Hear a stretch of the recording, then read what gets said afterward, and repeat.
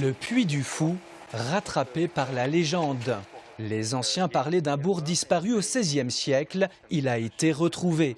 Surprise, enchantement pour le parc à thème, car cette légende, ils y ont un peu cru au début, et puis ensuite, plus du tout. Voilà un village âgé de 600 ans qui se cache sous le sol Puy-Follet.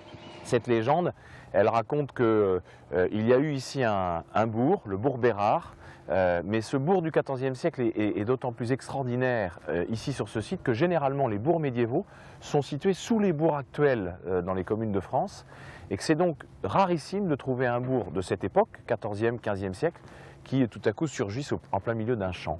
Non seulement c'est une découverte importante, et puis en plus, elle apporte du crédit au Puy du Fou.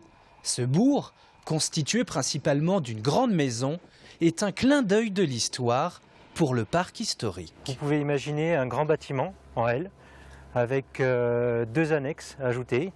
Dans cette zone, un fournil, avec possiblement un four à pain.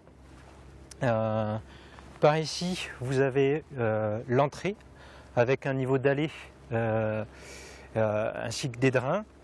Et là où il y a mes collègues, ce serait une grande pièce qui aurait servi de cuisine.